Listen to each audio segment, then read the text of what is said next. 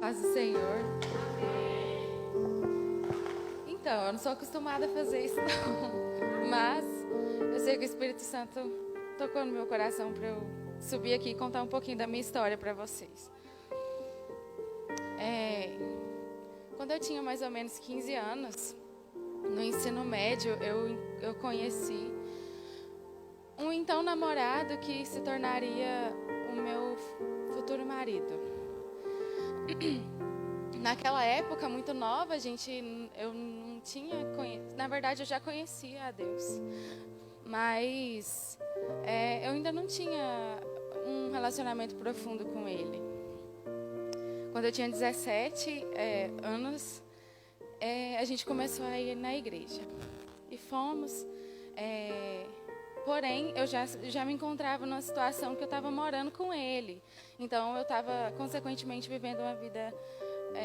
digamos, em pecado. E diversas vezes dentro da igreja eu já tinha sido alertada que ele não era o meu.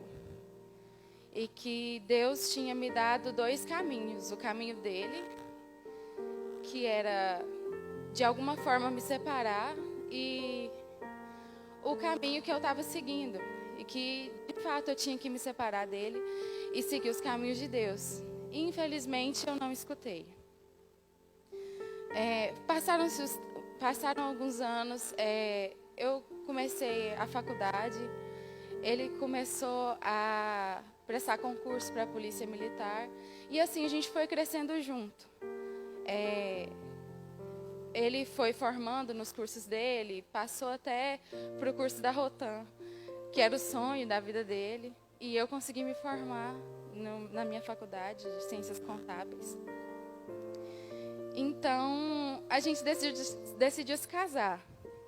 Não sei que milagre, porque até então ele nunca quis casar comigo e era o meu sonho. Eu pedi a Deus, eu só quero me casar, porque eu me casando, eu vou fazer a obra do Senhor. Eu vou poder fazer o que o Senhor está me pedindo. Então, abençoa o meu casamento, quebrando o coração dele. Quando a gente se conheceu, ele se dizia ateu, mas... ele ia para a igreja comigo. Eu achava que Deus estava fazendo a obra no coração dele. E aí, a gente, por algum motivo, ele resolveu se casar comigo. Porque ele já sabia que eu queria há um tempão. Então, em agosto de 2019, a gente se casou. A gente se casou apenas no civil. E foi o que eu achei que Deus queria para a minha vida. Foi onde eu achei que tudo estava se encaixando. Então, eu entrei no Ministério de Crianças da igreja, comecei a dar aulinha para as criancinhas. E estava ali assim, meio... Por mais que eu tinha resolvido essa parte da minha vida, eu ainda não estava num profundo com Deus, não ainda. Então, veio a pandemia. E a gente começou a brigar muito. E eu achava que o problema era eu, porque, tipo assim, eu tinha parado de trabalhar presencial, começado a trabalhar em home office, e eu achava que, por a gente estar convivendo muito, a gente tinha começado a brigar. E eu falei pra ele, uai, tipo, 7 anos que a gente estava junto, desde os 15, e isso eu tinha 23, se eu não me engano. 7 anos que a gente está junto e essa brigalhada, não quero isso pra gente. Vamos dar um tempo então. Eu vou para casa de uma tia minha, eu fico um tempo lá e você decide o que você quer da sua vida. Se você sentir minha falta, eu não quero que você fique comigo por pena. Então, se você quiser que eu volte, a gente conversa. Eu saí de casa num domingo. Na sexta-feira, ele pediu que eu voltasse, porque dizendo ele que não sabia viver sem mim, que não queria viver sem minha pessoa. Beleza, eu voltei, continuei seguindo a minha vida normal, como se nada tivesse acontecido. Começamos a fazer planos para comprar uma casa. E era uma casa linda, tinha um lustre na sala, a coisa mais linda, era o meu sonho, assim.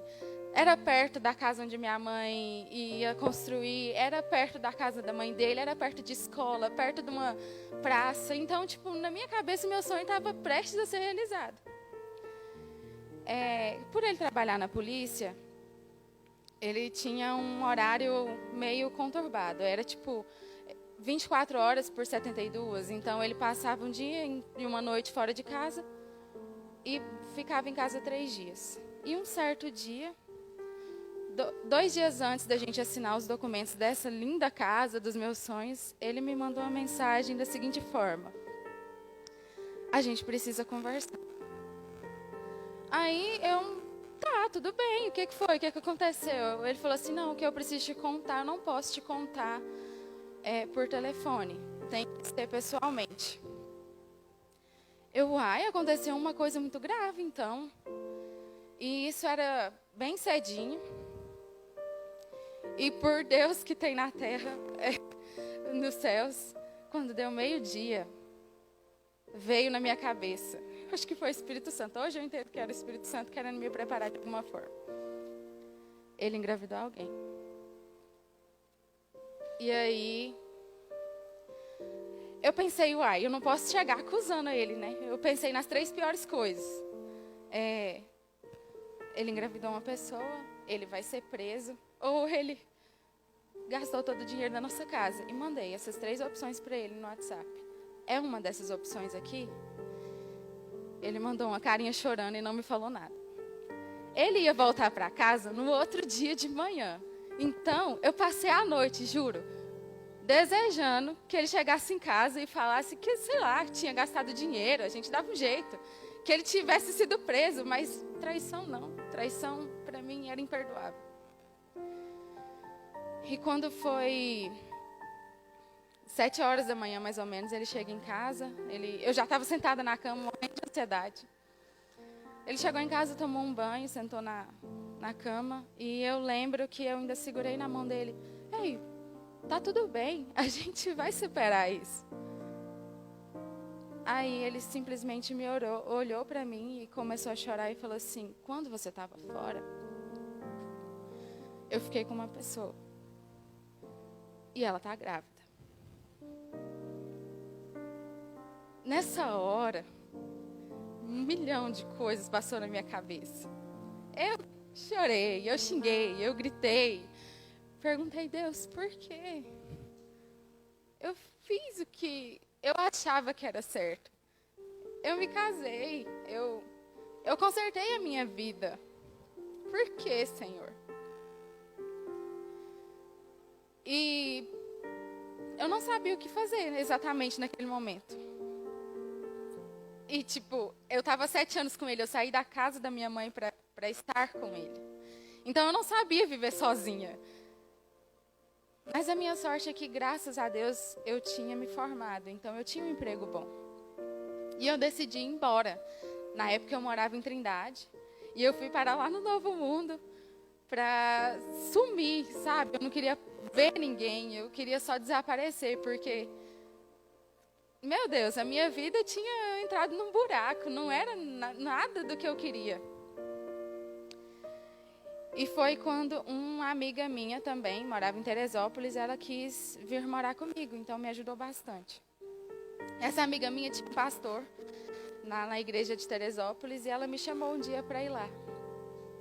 E eu muito conturbada, porque eu ainda pensava, Deus...